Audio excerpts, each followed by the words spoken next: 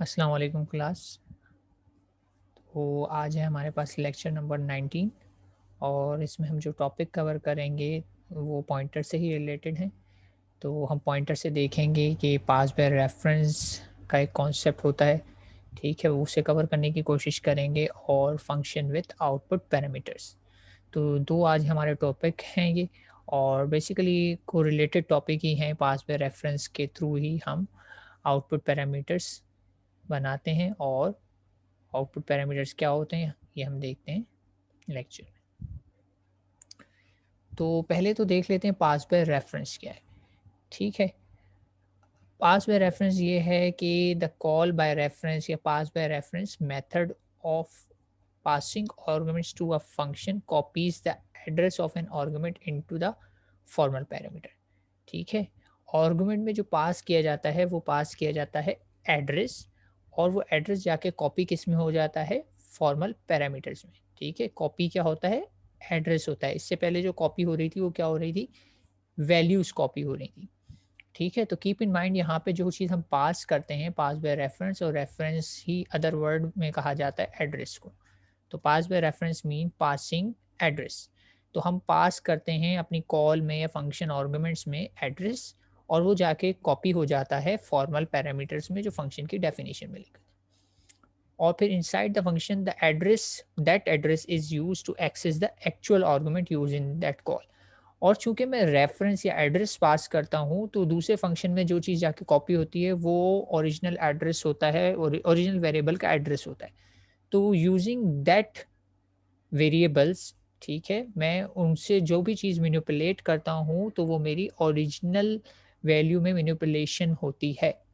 ठीक है,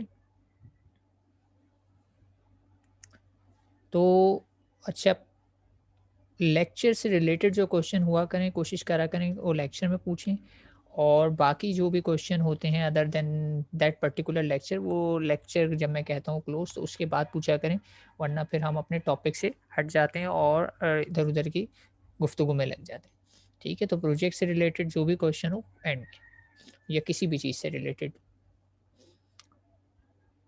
तो बात मैं ये कर रहा था कि चूँकि हम एड्रेस पास करते हैं, वो एड्रेस जाके किसी भी वेरिएबल में, फॉर्मल वेरिएबल में स्टोर हो जाता है। तो अगर मैं उन फॉर्मल वेरिएबल्स में चेंजेस करता हूँ, तो एक्चुअली वो चेंजेस मेरी ओरिजिनल वैल्यूज़ में हो रही होती हैं। अब तक के हमने ये एक्सपीरियंस किया है कि फ़ंक्शन को जब मैं पास करता था, तो एड्रेस नहीं बल्कि वैल्यूज़ कॉपी होती थी, और वैल्यूज़ कॉपी होती थी तो उन कॉपीज़ में मैं जो मर्ज़ी मैनिपुलेशन कर लूँ उससे मेरे ओरिजिनल रिज़ल्ट पे या ओरिजिनल वैल्यूज़ पे कोई फ़र्क नहीं आता था, रिगार्डलेस उनका नाम सेम ही क्यों ना हो। ठीक? तो पास बाय वैल्यू में आपका एक्चुअल डेटा और जो आप पास करते हैं दूसरे फ़ंक्शन में जो डेटा होता है वो डिफरेंट होते हैं, क्योंकि वो वैल्यू कॉपी होती है। जबकि पास बाय रेफरेंस में जो चीज़ आप पास करते हैं वो एड्रेस होता है, इट मीन्स एड्रेस कॉपी होता है, और आपके एड्रेस की बेस पे जो भी चेंजेस की जाएगी वो आपकी ओरिजिनल डेटा एलिमेंट में चेंजेस होंगी। It means that changes made to the parameter affect the passed argument, यानी वही बात कि ओरिजिनल में चेंजेस होंगी। इस चीज़ को डिपिक्ट करने के लिए हम ये, एक मेरे पास एनिमेशन है जो पार्शियली आपको मैंने दिखाई थी पास बाय वैल्यू में। अब इसको कंपेयर करा रहे हैं पास बाय रेफरेंस से। तो आप दोनों का डिफरेंस देख सकते हैं कि पास बाय वैल्यू में जो कप है अगर फंक्शन में फिल हो रहा है तो उससे ओरिजिनल कप की स्टेट पे कोई फ़र्क नहीं आ रहा। जबकि पास बाय रेफरेंस में जो कप है, यानी कि फिल कप वाले फंक्शन में जो चीज़ चेंज हो रही है वो चेंजेस उसके ओरिजिनल कप में भी चेंजेस के तौर पे रिफ्लेक्ट हो रही है। ये डिफरेंस आता है pass by value and pass by reference से। तो sometimes I intentionally want to change the original content, यानी मैं चाहता हूँ, मेरी रिक्वायरमेंट ही ऐसी होती है कि चेंज हो। नॉर्मली नहीं, लेकिन सम टाइम मैं ऐसा चाहता हूँ तो मैं उस सूरत में पास बाय रेफरेंस यूज़ करता हूँ, ना कि पास बाय वैल्यू। लेकिन usually mostly pass by value ही करता हूँ, क्योंकि मैं चेंजेस रिफ्लेक्ट करवाना नहीं चाहता। लेकिन जब कभी अगर मुझे ज़रूरत है, मैं करवाना चाहता हूँ, तो I will go for pass by reference. तो पास बाय रेफरेंस में आप चूँकि एड्रेस या रेफरेंस पास करते हैं, तो जो भी चेंजेस उस रेफरेंस के थ्रू की जाती है, वो चेंजेस ओरिजिनल वेरिएबल्स में या ओरिजिनल डेटा में हो जाती है। अच्छा, अब यहाँ पे ज़ाहिर-सी बात है मैं पास बाय रेफरेंस कर रहा हूँ, तो यहाँ नीचे क्लियरली मेंशन किया गया है to pass a value by reference argument pointers are pass to the function just like any other value. ठीक है, तो जैसे आप नॉर्मल वैल्यू पास करते हैं बिल्कुल वैसे ही आप इसमें पॉइंटर्स यूज़ करेंगे। तो accordingly you need the declaration of function to have pointer type. तो जब आप एड्रेस पास कर रहे हैं तो एड्रेस स्टोर करने के लिए आपके पास नॉर्मल वेरिएबल एड्रेस स्टोर नहीं कर सकता। अगर वो एड्रेस स्टोर कर भी लेगा तो वो उसको एज वैल्यू ट्रीट करेगा, यानी उसको रेफरेंस नहीं लेगा, वो उसके लिए जस्ट एक नंबर होगा और नंबर के थ्रू वो ओरिजिनल कंटेंट पे मैनिपुलेशन नहीं कर सकता। तो इसलिए जब मैं पास बाय रेफरेंस करता हूँ तो मुझे जो स्पेशल टाइप के वेरिएबल चाहिए होते हैं वो होते हैं पॉइंटर, ताकि वो एड्रेस स्टोर कर सकें और उन एड्रेस की बेस पे एक्चुअल मेमोरी लोकेशंस पे जाके चेंजेस कर सकें। ठीक है? तो इसको हम अच्छे से देख चुके हैं लैब में, मतलब इसकी लैब ऑलरेडी हो गई थी, तो मैंने काफ़ी पिक्टोरियल डेप्थ में बताया था कि किस तरीके से जाके कहाँ चेंजेस होती है। तो उन सब बातों में नहीं जाऊँगा, रिडंडेंसी होगी। अगर आप लोगों ने लैब मिस करी है या फिर भी उसमें कुछ कन्फ्यूजन, तो बहुत सारे एग्ज़ाम्पल मैंने लैब में इससे रिलेटेड दी थी, एनालॉजीज़ दी थी, तो आप वो वीडियोज़ को रिवॉच कर सकते हैं। तो मैं उस तरह के एग्ज़ाम्पल्स में नहीं जाऊँगा। मैं आता हूँ डायरेक्ट अपनी सिंटैक्टिकल चीज़ों पर। ठीक है, पास बाय रेफरेंस की एग्ज़ाम्पल है तो ऑलरेडी लैब में कवर्ड है, लेकिन हम इसको दोबारा से देखेंगे। तो इसमें होगा क्या कि आपने एक फ़ंक्शन डिक्लेयर किया है और उसमें चूँकि आपने यहाँ पे जब उसमें इनपुट लिया, ये आ गया आपके पास एक्स और वाई की वैल्यू। आपने बिफोर स्वैप प्रिंट करा दी एक्स और वाई की वैल्यू। अब जब आपने स्वैप का फ़ंक्शन कॉल किया है तो इसे आपने पास किया है एड्रेस ऑफ एक्स और एड्रेस ऑफ वाई। तो आपको पता है कि एड्रेस स्टोर करने की सलाहियत किस में होती है, नॉर्मल वेरिएबल नहीं बल्कि पॉइंटर में। तो एक्स और वाई की भले डेटा टाइप इंटीजर हो, लेकिन जब मैं इसको फंक्शन में भेजूँगा तो मुझे उसके साथ स्टार लगाना ज़रूरी है, ये बताने के लिए कि ये नॉर्मल वेरिएबल नहीं है, ये क्या है, पॉइंटर्स हैं। और चूँकि ये डिक्लेरेशन है, तो डिक्लेरेशन में ज़रूरी नहीं है कि आप नाम दें, डेटा टाइप देना मस्ट है, नाम दें ना दें कोई फ़र्क नहीं पड़ता और सेमीकोलन लगाना ज़रूरी है डिक्लेरेशन। देन आती है डेफिनेशन। डेफिनेशन में एक्चुअली सारी मैजिक हो रही है कि कैसे काम होगा। तो जब मैं यहाँ पे पॉइंटर ए की बात कर रहा हूँ तो pointer A is same as x, यानी जो भी काम मैं पॉइंटर ए के साथ करूँगा वो एक्स में चेंज हो रहा होगा, क्योंकि pointer A is referencing x.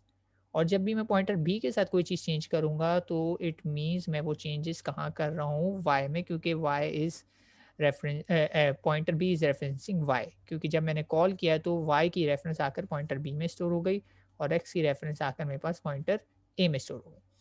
तो मुझे सिंपली स्वैप करना था।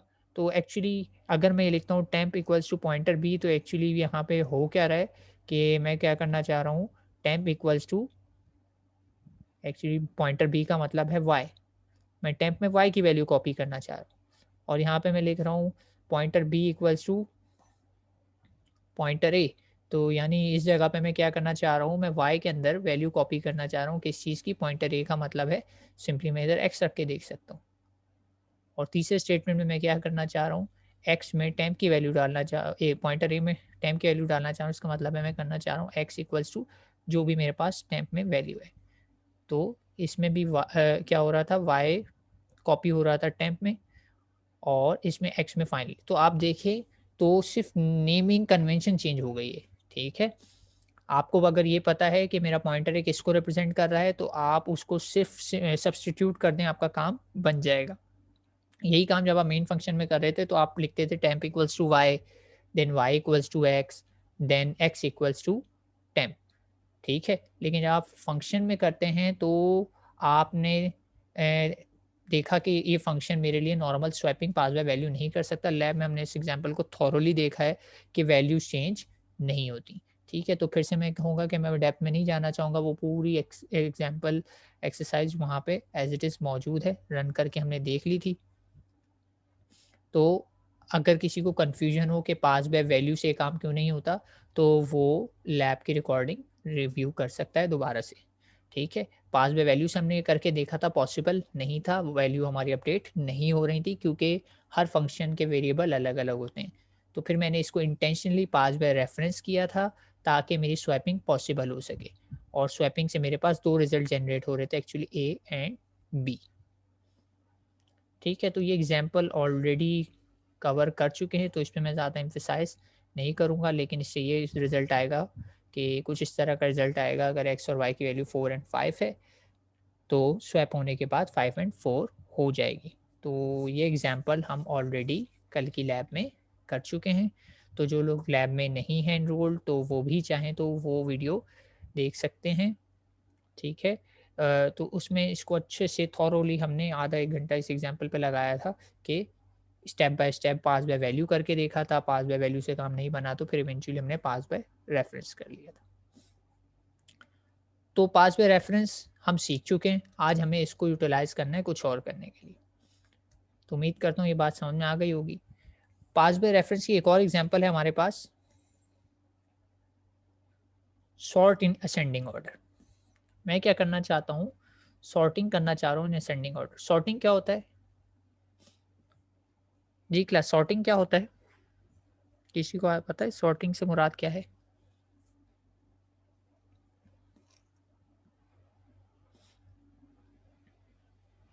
जी क्लास, सॉर्टिंग क्या चीज़ होती है? सॉर्ट इन असेंडिंग ऑर्डर, नाम काफ़ी कुछ बता रही है एग्जांपल के, असेंडिंग ऑर्डर से क्या मुराद है?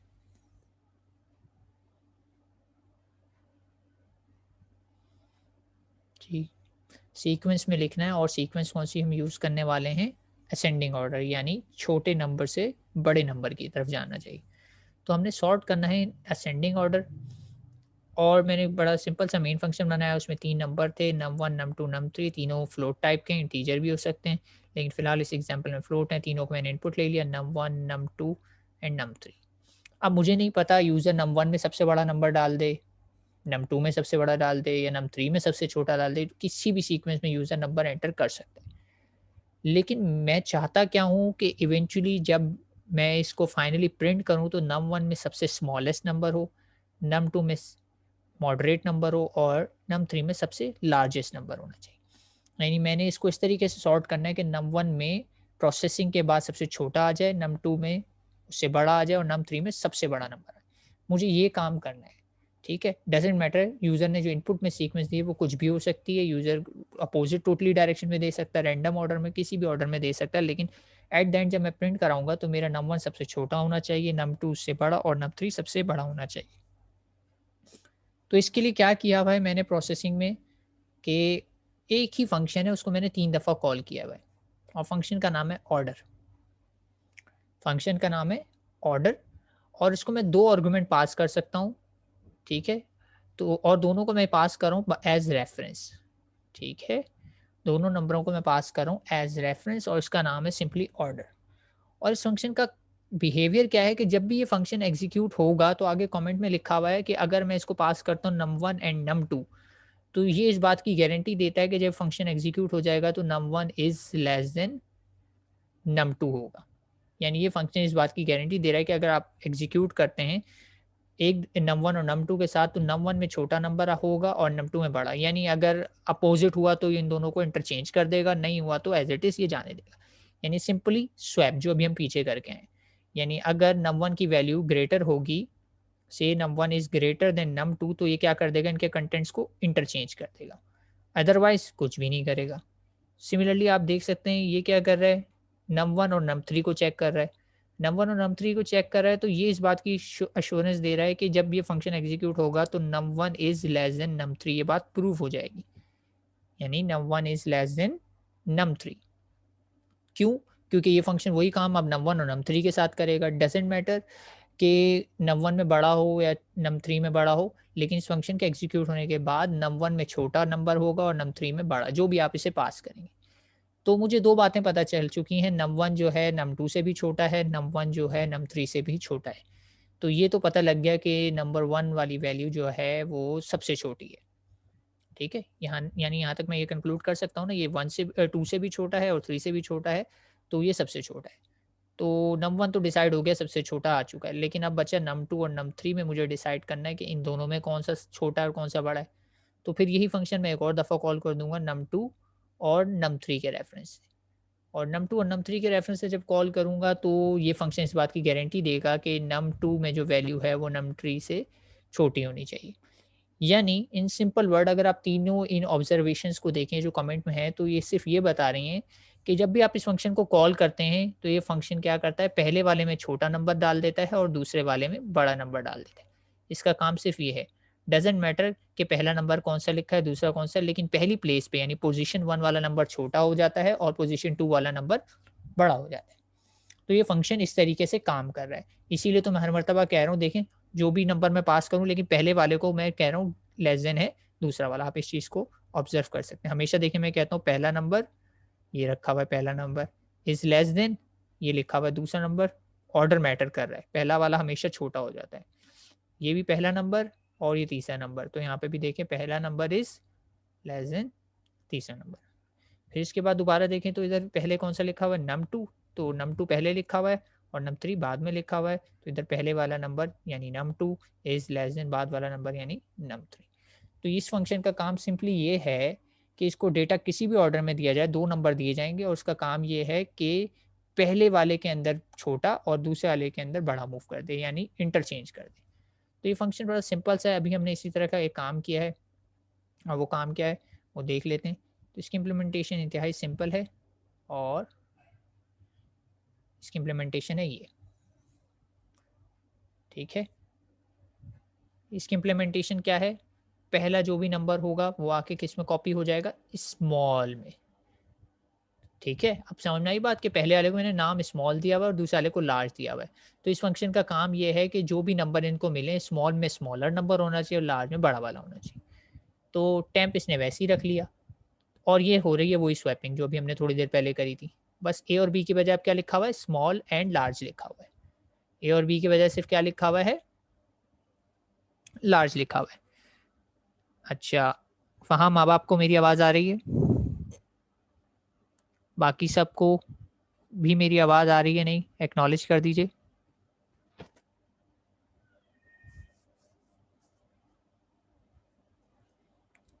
ठीक है, सबको आ रही है तो आगे। तो अगर आप लोग यहाँ ध्यान दें तो ये पूरा का पूरा कोड वही है जो अभी हमने स्वैपिंग में यूज़ किया। बस इसमें नई बात क्या आई है, ये इफ़ वाली लाइन। नई चीज़ क्या आई है, ये इफ़ वाली लाइन, यानी मैं हमेशा स्वैपिंग नहीं कराना चाह रहा, यानी इस फंक्शन को मैं स्वैप कह सकता था अगर इसमें इफ़ ना लगा होता।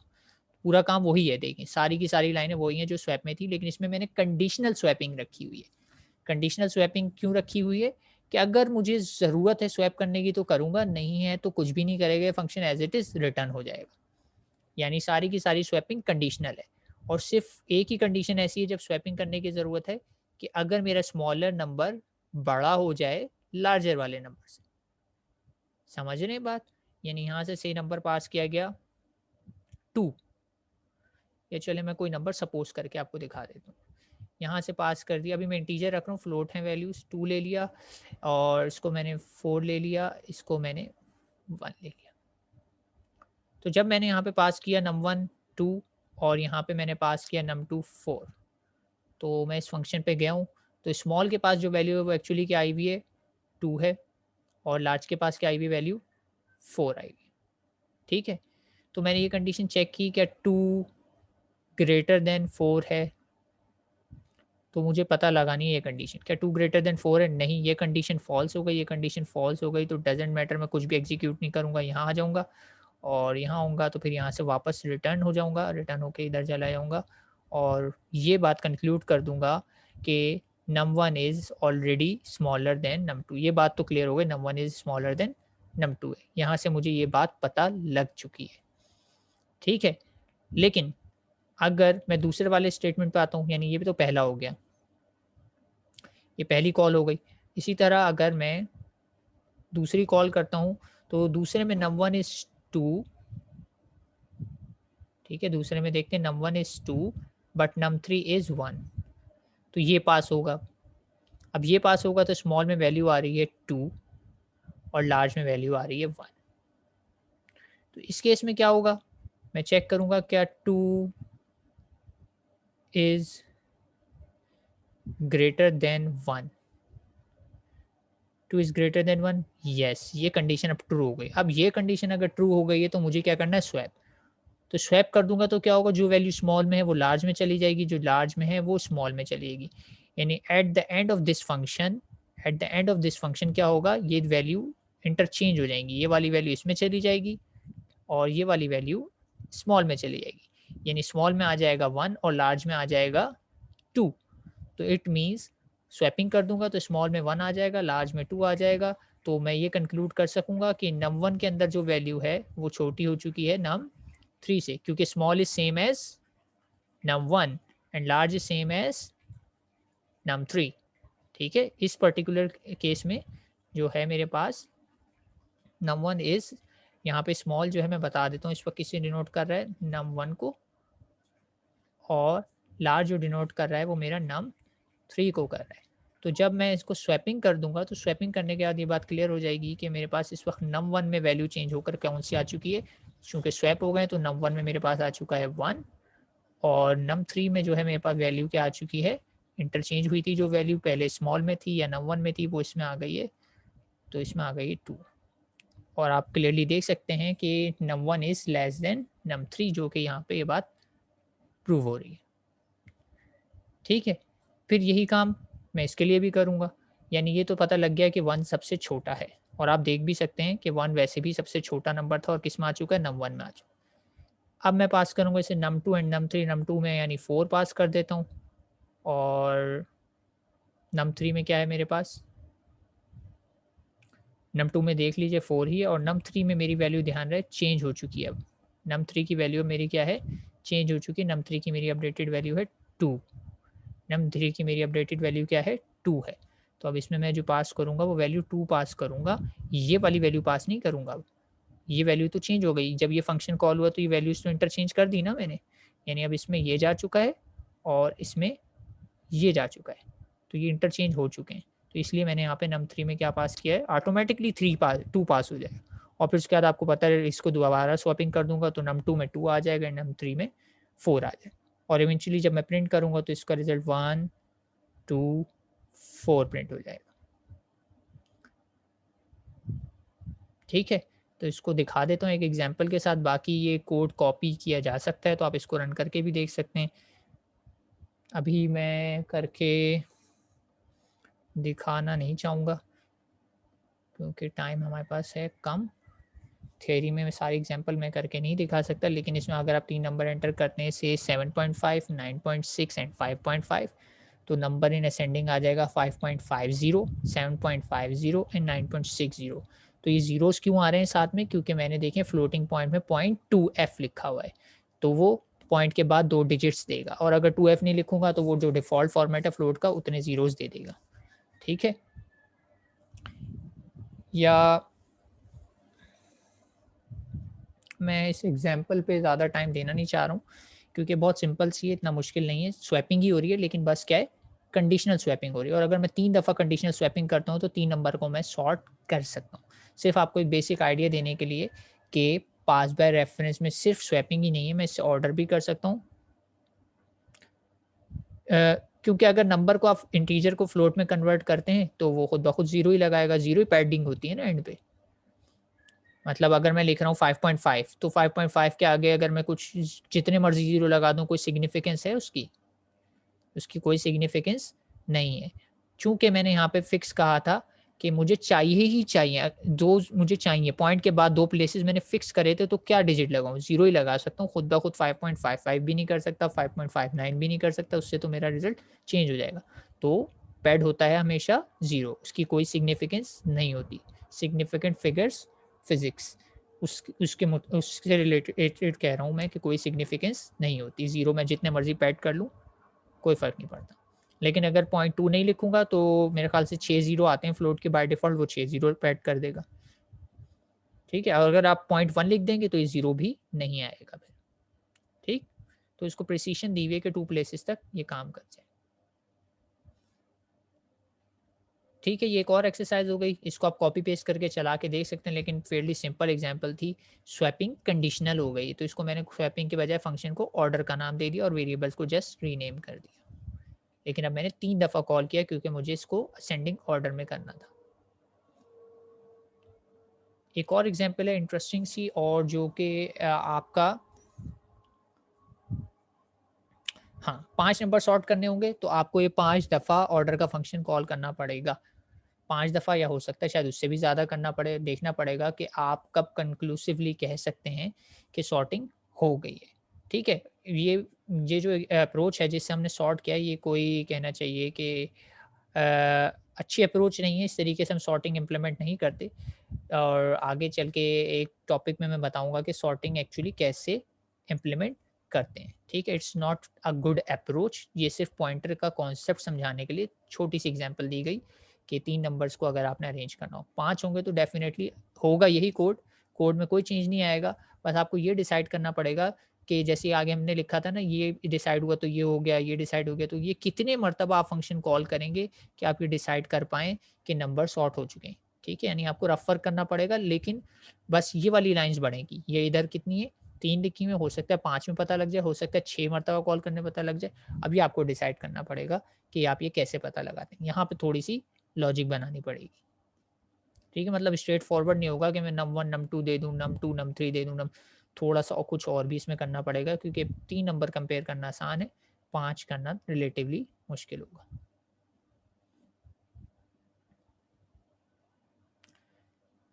For loop as it is नहीं लगा सकते, ठीक है? फॉर लूप हज़न इसलिए नहीं लगा सकते, जैसे कि मैंने बताया ना कि ये हमेशा एज़ इट इज़ नहीं होगा। मतलब मैं ये अगर 5 दफ़ा कॉल कर दूँ, तो मैं क्या कंक्लूड कर पाऊँगा? मैं कुछ भी कंक्लूड नहीं कर पाऊँगा। मैं सिर्फ़ ये कंक्लूड पर कर पाऊँगा कि num 1 is less than num 2 है, ठीक है? Num 2 is less than num 3 है, ठीक है? Num 3 is less than num 4 है and num 4 is less than num 5 है। लेकिन ये नहीं कर पाऊँगा कि नम 1 और नम 4 का क्या रिलेशनशिप है, नम 2 और नम 3 और नम 1 का रिलेशनशिप क्या है? तो ये सब बातें जो हैं नहीं हो पाएँगी, तो मुझे कुछ और कंपैरिज़न्स भी करने पड़ेंगे, ठीक है? तो इसमें तो बड़ा सिंपल सा था, उसमें कुछ एक्स्ट्रा कंपैरिज़न्स भी आएँगे। साथ-साथ वाले तो कंपेयर हो जाएँगे, लेकिन जो बीच में गैप है ना, 1 को 4 से या 1 को 5 से, वो करना थोड़ा मुश्किल होगा, ठीक? तो इसमें थोड़ा एक्स्ट्रा लॉजिक बनानी पड़ेगी कंपेयर करने की, जस्ट फॉर लूप लगा के काम नहीं चलेगा। अच्छा, फंक्शन विथ आउटपुट पैरामीटर्स, ठीक है? यहाँ पे एक एक्सरसाइज़ है और इत्तेफ़ाक से ये एक्सरसाइज़ आपका एक लैब का टास्क भी है। तो ये अगर मैं करा दूँगा तो आपका लैब का एक टास्क भी हो जाएगा। तो इसको थोड़ा ध्यान से देख लें, क्योंकि लैब में आपको टास्क के तौर पे दिया गया था। तो इसको देख लेते हैं क्या है। तो फंक्शन विथ आउटपुट पैरामीटर से क्या मुराद है? सो फार हम देखते आए हैं कि हम फंक्शंस को सिर्फ़ इनपुट पैरामीटर देते हैं और फंक्शन हमें रिज़ल्ट रिटर्न कर देता है, और वो भी सिर्फ़ और सिर्फ़ 1, ठीक है? फंक्शन सिर्फ़ हमें रिज़ल्ट रिटर्न कर देता है 1। अगर मैं चाहता हूँ कि मेरा फ़ंक्शन मुझे 1 से ज़्यादा रिज़ल्ट रिटर्न करे, तो मैं क्या करूँ? फ़ंक्शन नॉर्मली ये काम नहीं कर सकता, क्योंकि फ़ंक्शन की लिमिटेशन क्या है? रिटर्न के साथ में सिर्फ़ एक वैल्यू रिटर्न करा सकता हूँ या रिज़ल्ट के तौर पे वापस भेज सकता हूँ। तो यहाँ पे आते हैं आपके पास आउटपुट पैरामीटर इनटू प्ले। इनसे मैं एक्सप्लिसिटली ना सही, इम्प्लिसिटली मल्टीपल रिज़ल्ट रिटर्न करवा सकता हूँ, ठीक है? मैं रिटर्न की कमांड लिखे बगैर भी रिटर्न करा सकता हूँ, और किस तरीके से? बाय यूजिंग आउटपुट पैरामीटर्स, ठीक है? तो अब ये देखते हैं ये कैसे किया जा सकता है। तो इसको देखने के लिए एक एग्ज़ाम्पल है हमारे पास, और यहाँ पे इसकी एक ब्लॉक डायग्राम मौजूद है। सेपरेट नाम का एक फ़ंक्शन है, और सेपरेट नाम के फ़ंक्शन को मैं एज़ ए इनपुट एक नंबर फ़ीड करूँगा, ठीक है? और इसका काम क्या है कि उस नंबर में से मुझे 3 पीस ऑफ इन्फॉर्मेशन एक्सट्रैक्ट करके आउटपुट दे। यानी 3 आउटपुट क्या दे? ये बताए कि वो नंबर पॉज़िटिव है या नेगेटिव, यानी साइन पार्ट बता दे, साइन P लिखा हुआ है, और उसमें से उसका होल नंबर पार्ट एक्सट्रैक्ट कर दे। से नंबर इज़ -3.142 करके नंबर है मेरे पास। ये नंबर ले लेते हैं -3.14, ठीक? तो अगर मैं इससे कहूँ कि मुझे क्या-क्या ये मैंने एज़ इनपुट दिया, तो ये पहली चीज़ ये मुझे साइन बताएगा कि भई ये तो साइन इसका ये है। होल नंबर पार्ट बोला जाएगा, तो होल नंबर पार्ट में मुझे ये बताएगा, और फ्लोटिंग में बताएगा मुझे 0.14, ठीक है? तो ये 3 चीज़ें इस फ़ंक्शन को रिटर्न करनी है, यानी मेरे फ़ंक्शन को ब्रेक, या फ़ंक्शन का काम क्या है कि मेरे नंबर को ब्रेक कर दे इन 3 पोर्शंस में, ठीक? तो एग्ज़ाम्पल क्या है? Make a function named separate that finds the sign, whole number या मैग्नीट्यूड जिसे कहा जाता है, and fractional part of its first parameter. In function separate however only the first formal parameter num is an input. अब function की detail बता रहे हैं, आपने एक फंक्शन बनाना है जिसमें कह रहे हैं कि फर्स्ट पैरामीटर जो है वो इनपुट होगा, the other three formal parameters sign P, whole number P and fractional P are output parameters. अब ये आउटपुट पैरामीटर्स क्या होता है? हमने तो इनपुट पैरामीटर्स पढ़े थे, आउटपुट पैरामीटर जैसी तो कोई चीज़ थी नहीं, लेकिन यहाँ पे एक टर्म इंट्रोड्यूस कराई गई है आउटपुट पैरामीटर। तो देखते हैं ये है क्या।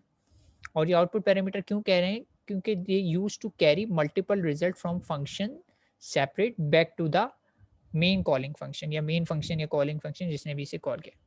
Note that output parameters are declared as pointer. तो आउटपुट पैरामीटर या इनपुट पैरामीटर में फ़र्क अगर आपको जानना हो तो ये जान लें कि आउटपुट पैरामीटर्स डिक्लेयर होते हैं एज पॉइंटर। ठीक है, तो कैसे होगा ये काम, ये देख लेते हैं कोड में। बात समझ में आ गई? हमने क्या करना है, एक नंबर को उसके पीसेस में ब्रेक करना है, साइन अलग, होल नंबर पार्ट अलग और फ्रैक्शन अलग। तो ये है मेरा मेन फंक्शन। मेन फंक्शन में मैंने फ्लोट वैल्यू यानी वो नंबर जो मैं इनपुट दूंगा, कैरेक्टर साइन एसएन ले लिया मैंने, ये मेरा आउटपुट स्टोर करेगा साइन। डब्ल्यूएचएल मेरा होल नंबर पार्ट जो मेरा होल नंबर या मैग्नीट्यूड स्टोर कंटेन करेगा, और एफआर फ्लोट ले लिया जो कि मेरा फ्रैक्शनल पार्ट ले। इसमें करेक्टर भी इन्वॉल्व हो गया, इसमें इंटीजर भी इन्वॉल्व हो गया, इसमें फ्लोट भी इन्वॉल्व हो गया।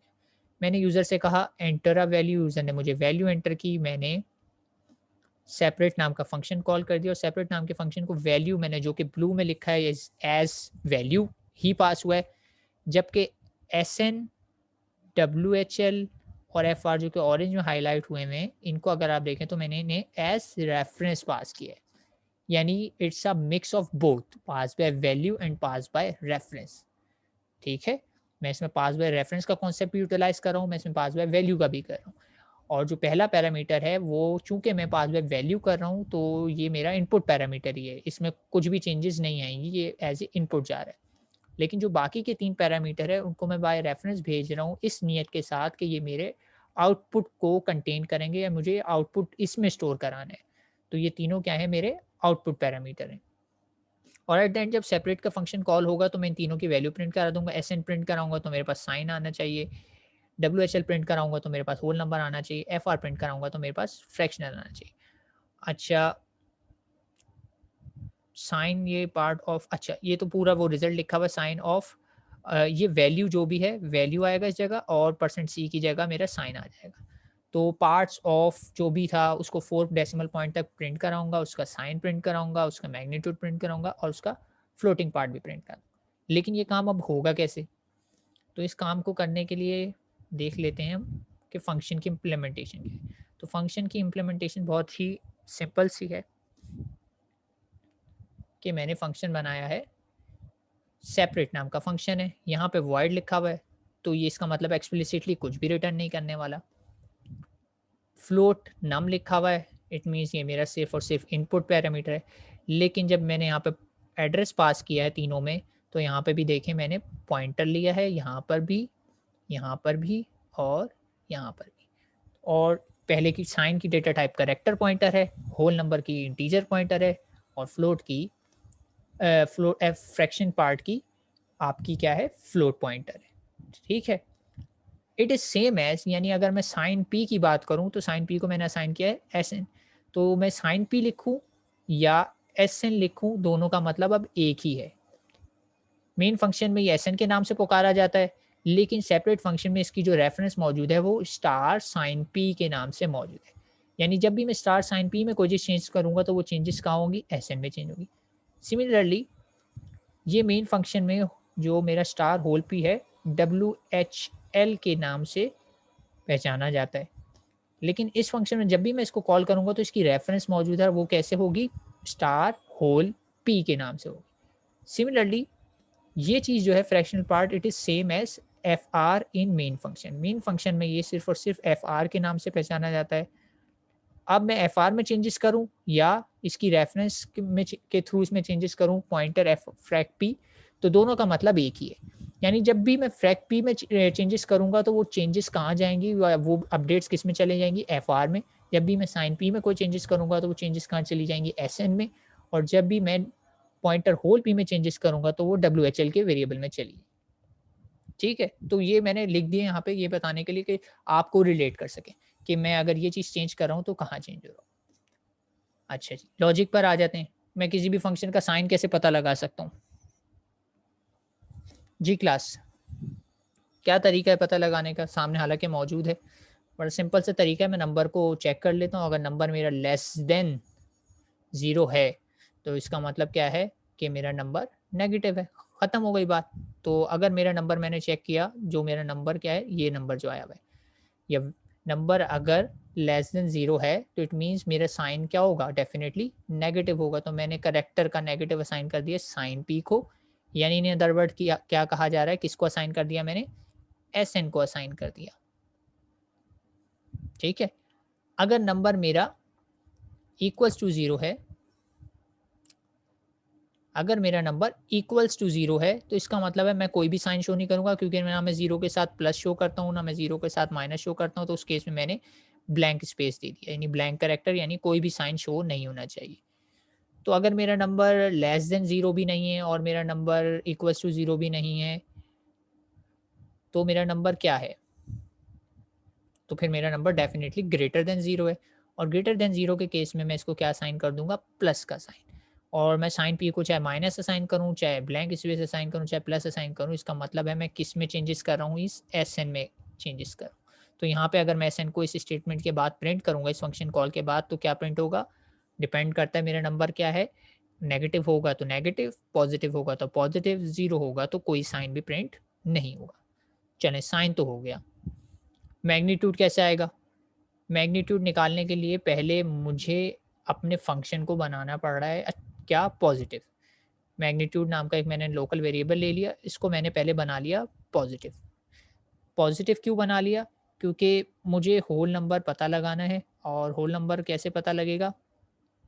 पहले उसमें से मैंने साइन हटा दिया, ठीक है? साइन हट गया, तो अब वो नंबर बन गया पॉज़िटिव। और पॉज़िटिव नंबर को मैंने क्या कर लिया, पॉज़िटिव हो या नेगेटिव, एफ एप्स क्या करता है, उसे बना देता है पॉज़िटिव बना देता है। और मुझे मैग्नीट्यूड चाहिए सिर्फ़, मुझे साइन तो बताना ही नहीं है, क्योंकि साइन तो मैं ऑलरेडी एक्सट्रैक्ट कर चुका हूँ, तो इसलिए मैंने इसको पॉज़िटिव ही बना लिया। साइन की इन्फॉर्मेशन मैं ऑलरेडी साइन वाले पार्ट में स्टोर कर चुका हूँ। तो अब क्या होगा, मैंने मैग्नीट्यूड में इसको पॉजिटिव कर लिया, और होल नंबर पार्ट चाहिए, तो होल नंबर के लिए मैंने उसको कर लिया फ्लोर। यानी अगर मेरा नंबर है माइनस, वही नंबर एग्जांपल ले लेते हैं, 3.142, तो साइन तो मैं ऑलरेडी निकाल चुका हूँ, तो इसको एब्सोल्यूट करूंगा तो मेरे पास सिर्फ ये रह जाएगा। तो अब अगर मुझे इसमें से होल नंबर पार्ट चाहिए, तो मैं इसको क्या करूँ? अगर मैं इसके ऊपर फ्लोर का फंक्शन अप्लाई करूँगा, तो आपको पता है इसका रिज़ल्ट आएगा सिर्फ़ और सिर्फ़ 3। पॉइंट के बाद वाली वैल्यू सारी की सारी चली जाएँगी, और ये राउंड टुवर्ड्स डाउनवर्ड हो जाएगा, ठीक है? होल नंबर की तरफ, ठीक है? फ्लोर का फंक्शन क्या करता है? नंबर को आपके क्लोज़ेस्ट होल नंबर की तरफ राउंड टुवर्ड्स डाउनवर्ड करता है, यानी छोटे की तरफ जाता है। तो 3.42 का सिर्फ़ क्या रह जाएगा? 3, यानी इसका रिज़ल्ट आएगा 3, और 3 किसमें कॉपी हो रहा है आप देखें तो? होल नंबर पार्ट में। यानी अगर इस लाइन का मतलब है कि 3 जो है होल नंबर पार्ट में चेंज कर रहा हूँ, तो किस में चेंज होके जा रहा है? डब्ल्यूएचएल में। तो ये चेंजेज़ जो है यहाँ पे रिफ्लेक्ट हो जाएगी, डब्ल्यूएचएल की वैल्यू यहाँ पे अपडेट हो गई है। तो अगर यहाँ मैंने डब्ल्यूएचएल प्रिंट किया है, तो इस एग्ज़ाम्पल के तहत उसमें क्या प्रिंट होने वाला है? 3 आ रहा है, तो यहाँ पे 3 प्रिंट होगा, और साइन अगर इसके रिस्पेक्ट से देखा जाए, तो साइन यहाँ पे माइनस आ चुका है, करैक्टर का माइनस है, ठीक है? साइन मैग्नीट्यूड से इसका होल नंबर पार्ट 3 आ चुका है, और बचा मेरे पास सिर्फ फ्रैक्शनल पार्ट निकालना है। तो फ्रैक्शनल पार्ट निकालने का तरीका सिंपल सा ये है कि मैं -3.142 में से सबट्रैक्ट कर दूँ अपना होल नंबर पार्ट। तो सबट्रैक्ट करूँगा तो सिर्फ़ और सिर्फ़ क्या रह जाएगा मेरे पास? 0.142। तो इससे क्या होगा? मुझे फ्रैक्शनल पार्ट मिल जाएगा, यानी ये दोनों की सबट्रैक्शन की मैंने, तो मुझे फ्रैक्शनल पार्ट मिल गया। मैग्नीट्यूड में मेरे पास ये मौजूद था नंबर बड़ा-सा, ठीक है? मैग्नीट्यूड में ये नंबर मौजूद था, तो मैग्नीट्यूड में से मैंने होल नंबर को सबट्रैक्ट किया, तो मेरे पास आ गया फ्रैक्शनल पार्ट। और फ्रैक्शनल पार्ट चूँकि मैं पॉइंटर फ्रैक वी में सेव कर रहा हूँ, ठीक है? पॉइंटर लगा के एक्सेस कर रहा हूँ, तो पॉइंटर के साथ इसका मतलब है एफआर। तो जो ही मैंने ये लाइन लिखनी है, यहाँ पे एफआर की वैल्यू अपडेट हो जानी है, और एफआर की वैल्यू भी अपडेट हो गई, साइन की भी हो गई, सबकी। तो यहाँ पे जो है इस जगह पे क्या प्रिंट हो जाएगा? जब मैं प्रिंट करूँगा तो 0.142, इस एग्जाम्पल के अकॉर्डिंगली यहाँ पे ये 3 सिंबल और सिंबल माइनस का, होल नंबर में 3 और फ्रैक्शनल पार्ट में 0.142, और चूँकि 4 डेसिमल प्लेस तक बोला हुआ है तो इसके बाद 0 भी आ जाएगा, क्योंकि यहाँ पे मैंने 0.4 लिखा हुआ है, ठीक है। और यहाँ पे भी जब यूज़र प्रिंट करेगा तो इधर भी 4 डेसिमल प्लेस लिखा हुआ है तो इधर भी 0 आ जाएगा, ठीक है। तो इस तरीके से मैंने क्या किया कि एक फंक्शन से यूजिंग पास बाय रेफरेंस 3 अलग-अलग आउटपुट रिटर्न करा लिए। ये तीनों आउटपुट ही हैं, मुझे इस फंक्शन से काम चाहिए था, इसने 3 रिज़ल्ट जनरेट किए और तीनों के तीनों रिज़ल्ट मेरे पास मेन फंक्शन में आ गए। लेकिन मैंने रिटर्न की कमांड कहीं पे भी नहीं लिखी, रिटर्न स्टेटमेंट कहीं पे भी नहीं लिखा। चूँकि रिटर्न स्टेटमेंट में लिख भी देता तो वो सिर्फ़ एक रिज़ल्ट आता। मैंने रिटर्न के बगैर ही इम्प्लिसिटली बैकग्राउंड से ही क्या करा, 3 रिज़ल्ट रिटर्न करा लिए।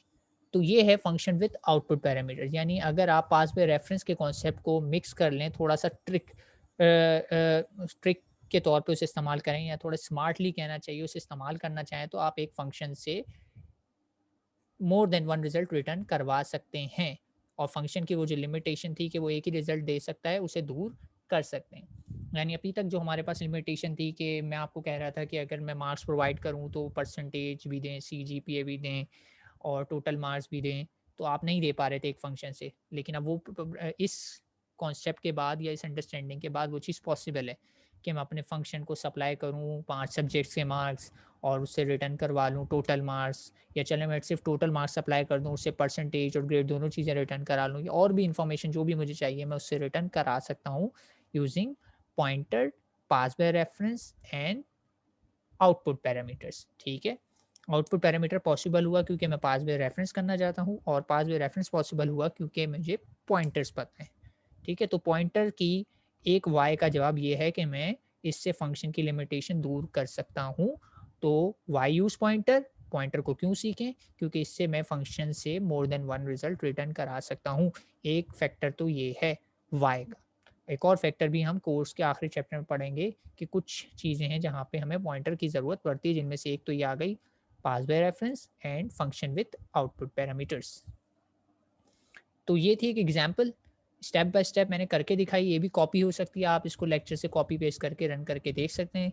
लेकिन जब भी कॉपी पेस्ट किया करें तो देख लिया करें इन्वर्टेड कॉमास ख़ास तौर पे ना, उस पे एरर जनरेट हो जाता है, तो उसे इरेज़ करके दोबारा से लिख दिया करें, उससे फिर वो एरर सही हो जाता है। तो यहाँ पे अगर किसी को कोई कन्फ्यूज़न, कोई क्यूरी है तो पूछ सकते हैं। जी क्लास, एनी क्यूरी या कोई कन्फ्यूज़न हो या क्लियर है तो वो भी बता दें, फीडबैक रिक्वायर्ड है।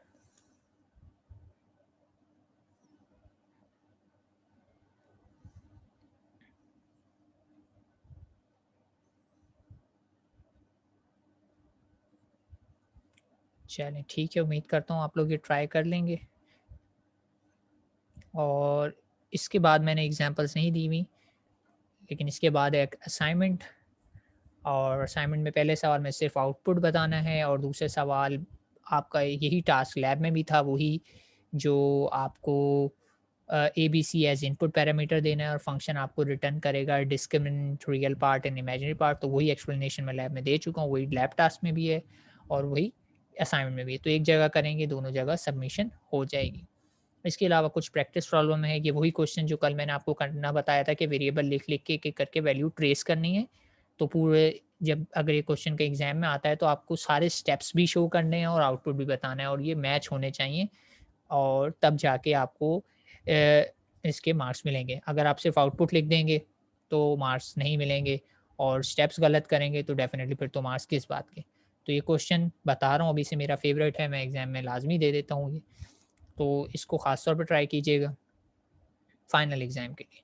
और ये फ़र्दर कुछ और प्रैक्टिस प्रॉब्लम है, इन्हें भी आप ट्राई कर सकते हैं। ये रहा ग्रेड और सीजीपीए वाला प्रोग्राम, जो मैं अभी बात कर रहा था कि एक फ़ंक्शन से 2 चीज़ें आप रिटर्न करा सकते हैं। और नीचे क्या है, calculate total resistance of 3 resistor connected in series and parallel. तो इससे सीरीज़ की टोटल रेजिस्टेंस और पैरेलल की टोटल रेजिस्टेंस दोनों एक साथ रिटर्न करानी है आपने, ये भी कर सकते हैं आप। तो चैप्टर हमारा यहाँ कंक्लूड हो गया है। लेक्चर से रिलेटेड अगर कोई क्यूरी है तो पूछ लें, और फिर उसके बाद कुछ अनाउंसमेंट है उसे सुनते जाइए।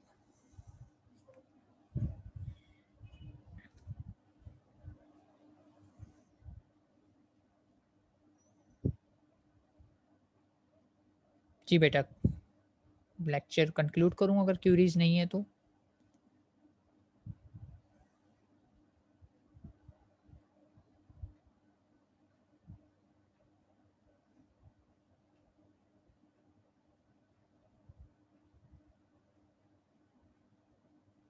चलिए, तो मैं आप लोगों की खामोशी को यही समझता हूँ कि आप लोगों को क्यूरी नहीं है। तो लेक्चर मैं यहीं कंक्लूड करता हूँ। Till next time, take care, अल्लाह हाफ़िज़।